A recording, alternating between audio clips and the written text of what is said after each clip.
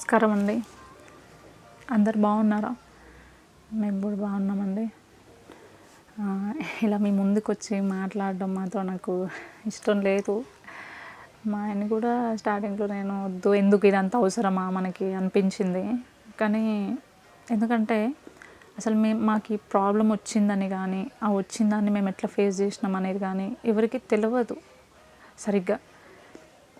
అసలు అది ఎంత సివియర్గా ఉంది, ఆ ట్రీట్మెంట్లో అసలు మేము ఫేస్ చేసిన ప్రాబ్లమ్స్ ఏంటి అవేవి తెలియదు. ఎందుకంటే మా లైఫ్, మా పెయిన్, మా బాధ మేము చెప్తేనే తెలుస్తుంది కాబట్టి చెప్పాలని ఇలా మేము ముందుకు మీతో ఇలా షేర్ చేసుకోవాలని మేము ముందుకు వచ్చినాము. అంటే ఎట్లా ఉందంటే సిచ్యువేషను, సర్జరీకి ముందు ఒక రకం బాధ అనేది, సర్జరీ తర్వాత ఇంకో రకం అన్నట్లు అయిపోయింది. అంతే. ఆల్మోస్ట్ ప్రీవియస్ వీడియోలో తన ప్రాబ్లం, తన పెయిన్ అన్నీ మీతో షేర్ చేస్తూనే ఉన్నాడు.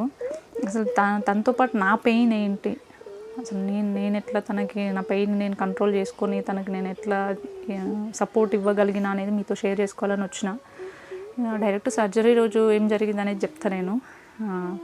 సర్జరీ రోజు నెక్స్ట్ డే సర్జరీ అని ముందు రోజు చెప్పారు. ఆ రోజు నేను హాస్పిటల్కి వెళ్ళాను. ఇంటికి వచ్చినాక నాకు తెలిసింది, కాల్ చేసి చెప్పింది, నెక్స్ట్ డే సర్జరీ పద్దు 8:30 కల్లా నన్ను తీసుకెళ్ళిపోతారంట. అంటే హ్యాపీగానే ఫీల్ అయినా, ఇంకా కంగారు పడకని చెప్పిన. కానీ నాకు అయితలేదు. ఆయనకైతే చెప్పినా కానీ నాకు ధైర్యం సరిపోతలేదు. ఇక యాజ్ యూజువల్గా నిద్ర అవ్వట్లేదు కామన్గా. పొద్దున 4:30కి 4 o'clock అట్లా లేచిన, ముందుగా అటు ఇటు తిరుగుతున్నా అయితలేదు.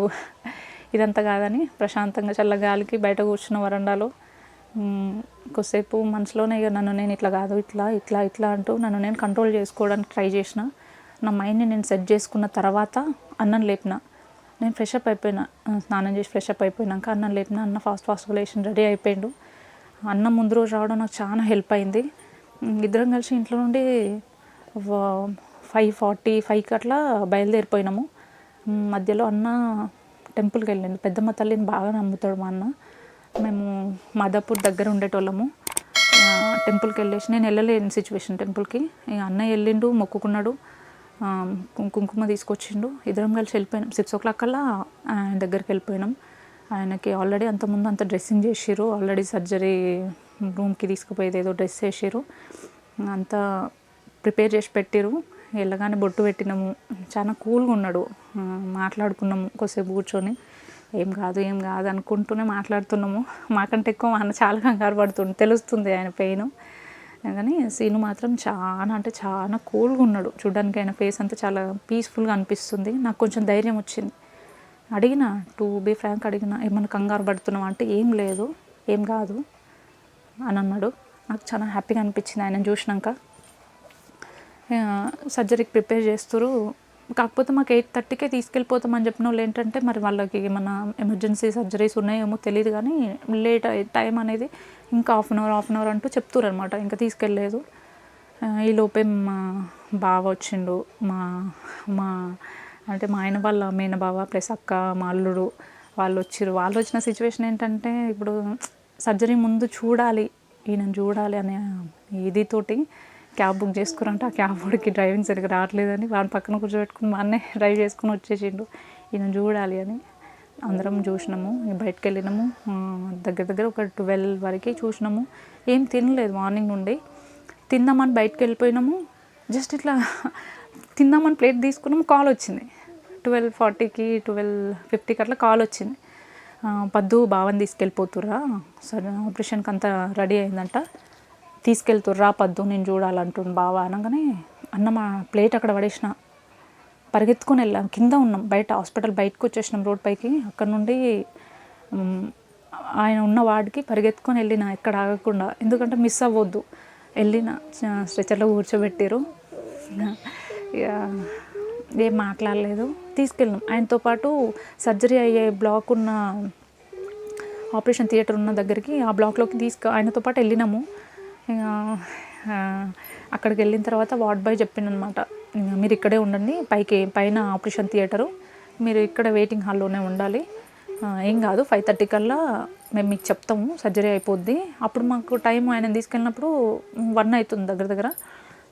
మీరు 5:30 కల్లా వచ్చేస్తే మీకు చూపిస్తాము అని చెప్పేసారు.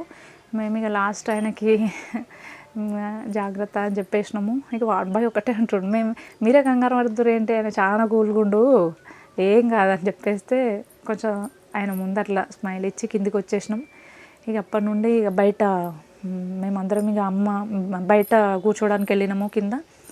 ఇక అప్పటికే ఇక అమ్మ వచ్చింది. ఆమె ఇక ఎందుకంటే సర్జరీ చిన్న విషయం కాదు, లైఫ్ అండ్ డెత్ ఇష్యూ. ఇక ఇంటి దగ్గర గట్టిగా నేర్చుకొని వచ్చింది.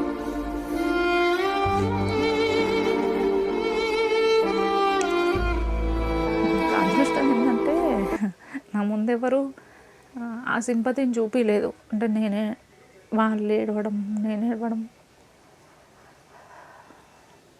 అట్లా ఏం కాలేదు, కానివ్వలేదు కూడా. నేను చెప్పేసిన ముందే, దయచేసి నన్ను ఎవరు ఇట్లా ఇబ్బంది పెట్టొద్దు అని చెప్పడంతో ఎప్పుడు నా ముందు ఎవ్వరు ఏడవలేదు. ఆమె కూడా ఇంటి దగ్గర ఇక తెలుస్తుంది, ఆమె ఫేస్ చూస్తే తెలుస్తుంది, బాగా ఉబ్బిపోయిన ఫేస్ అంతా. ఇక నెక్స్ట్ ఆ టైంకే మా బాబు వచ్చిండు, మా ఆయన వాళ్ళ అన్న, మా అక్క వాళ్ళ ఆయన కూడా వచ్చిండు. అందరం కింద వెయిట్ చేస్తున్నాం. ఇక మామూలుగా టైం 5:30 అన్నారు కదా అనేసి అక్కడ ఇక ఏం తినాలి తాగాలన్న ఆలోచన ఏం లేదు, వెయిట్ చేస్తూనే ఉన్నాము. 5:30 రానే అయ్యింది. 5:30 తర్వాత సరేలే 6:30 అట్లా చూద్దాము, 5:30 అనగానే అన్న టైంకి అవ్వదు కదా అని 6:30 వరకు వెయిట్ చేసాం. కానీ 6:30 తర్వాత మాకు కొంచెం టెన్షన్ స్టార్ట్ అయ్యింది. ఎట్లా అంటే ఇప్పుడు సరే 1 అవర్ అటు ఇటు అవుతుంది ఏదన్నా చిన్న ఏమన్నా ఉంటే అనేసి. మాకు 7:30 1 గంట లేట్ అయింది. ఆ టైంలో కొంచెం చాలా టెన్షన్ అనిపించింది నాకైతే. ఎందుకంటే సర్జరీ చేసేటప్పుడు వాళ్ళు ముందే చెప్పారు మన కౌన్సిలింగ్లో వేరే ఏమన్నా ప్రాబ్లమ్స్ రావచ్చు అని. ఇక మాకు కొంచెం టెన్షన్ అనిపించింది. ఇక పైకి వెళ్తూనే ఉన్నాం, ఇన్ఫర్మేషన్ అడుగుతూనే ఉన్నాం. ఇంకా వాళ్ళు ఏం కాదులే, టైం పడుతుంది, వచ్చేస్తుంది, ఏం కంగారు పడకండి అని చెప్పారు. 7:30కి మాకు కాల్ వచ్చింది, ఇట్లా సర్జరీ అయిపోయింది అని కాల్ వచ్చింది. కాల్ రాగానే వెళ్ళాము, పైకి వెళ్ళాము. వెంటనే చూపించలేదు, ఐసీయూకి షిఫ్ట్ చేసిరు అనమాట తనని. ఐసీయూకి షిఫ్ట్ చేసిన తర్వాత నెక్స్ట్ ఆ రోజు మనది ఒక్కరిది కాదు, చాలామంది సర్జరీస్ ఉన్నాయి కదా, అక్కడ ఫ్యామిలీ మెంబర్స్ ఉంటారు కదా, వాళ్ళని డాక్టర్ వెళ్ళి కలవాలి.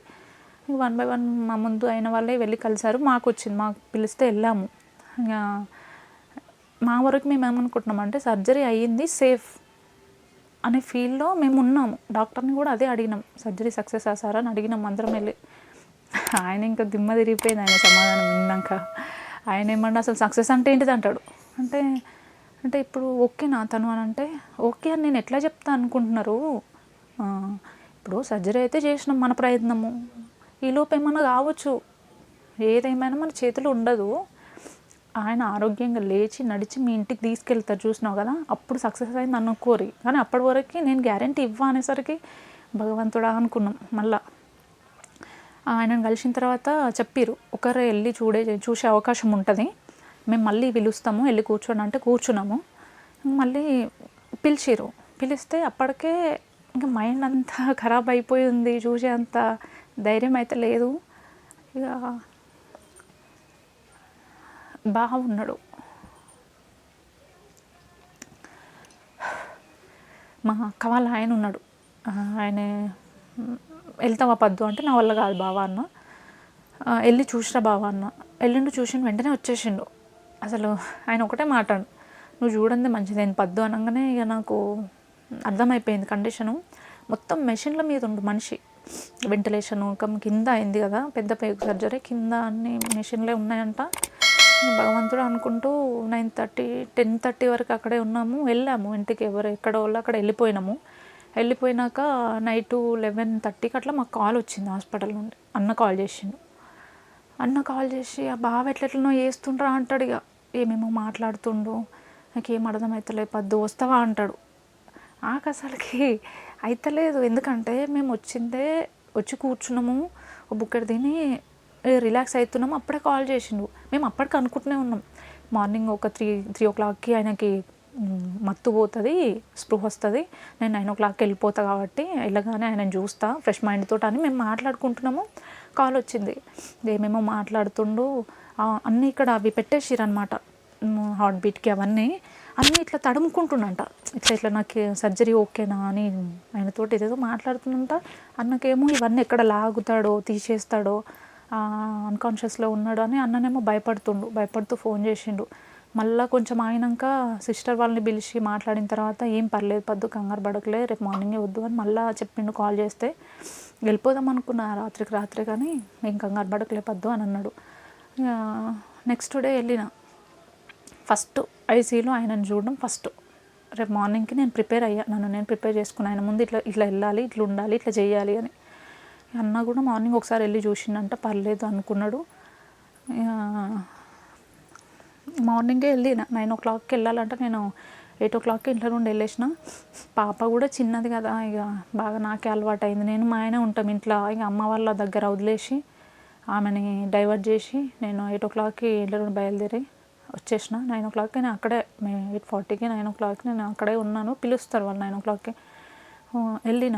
వెళ్ళిన తర్వాత చైర్లో కూర్చోబెట్టిరు. ముక్కులో పైప్ ఉంది, హెయిర్కి అది పెట్టిరు, వాళ్ళ యూనిఫామ్ ఉంది ఒంటి మీద, కాళ్ళకు పట్టీలు వేసిరు. అసలు ఇక నేను చూడలేకపోతున్నా. తెలుస్తుంది నా బట్టలు తడిచిపోయినాయి, భయానికి చెమటలు వస్తున్నాయి. కానీ అయినా నేను ధైర్యంగా ఉండాలి, ధైర్యంగా నేను ఉన్నా అని ఆయనను నమ్మించాలి.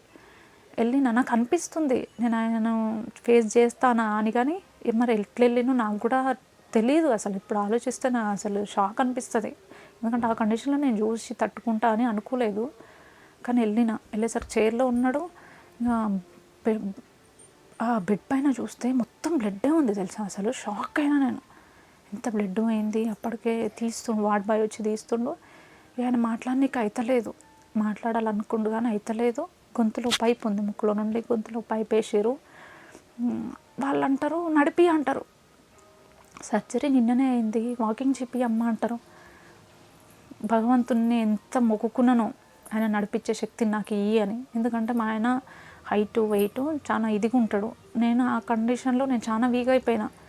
అయినా సరే వార్డ్ బాయ్ హెల్ప్ చేసిండు, చాలా హ్యాపీగా అనిపించింది. ఒక సైడ్ వార్డ్ బాయ్ పట్టుకుని ఇంకో సైడ్ నేను పట్టుకున్నా. మెల్లగా నడిపించినాము. ఇంకా అంటుండు, ఇంకా మా ఆయన చూసిరు అలాంటి కండిషన్లో కూడా నన్ను నేర్పిద్దాం అనుకున్నా అంటుండు. అంటే నేను ఏదో గిలిగిలి కొట్టుకుందాం అనుకున్నా, నువ్వు నన్ను చూసి ఎట్లా కంగారు పడతావో చూద్దాం అనుకున్నా అంటుండు. అలాంటి కండిషన్లో కూడా అట్లా ఫన్ అట్లా ఆలోచిస్తుంది చూసిరా. నడిపించిన తర్వాత ఇక ఐసీలో సిస్టర్ చాలా మంచిది, మంచి అమ్మాయి ఉంది.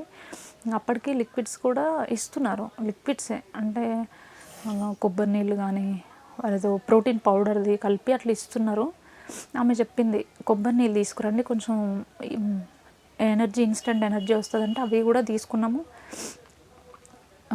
ఇచ్చేసినాము. వాళ్ళే మొత్తం వాళ్ళే, ఏం చేయనివ్వట్లేదు. ఒక పసిపిల్లగాన్ని ఎట్లా చూసుకుంటారో అట్లా అంత బాగా చూసుకున్నారు. వాళ్ళ కేరింగ్ నచ్చింది.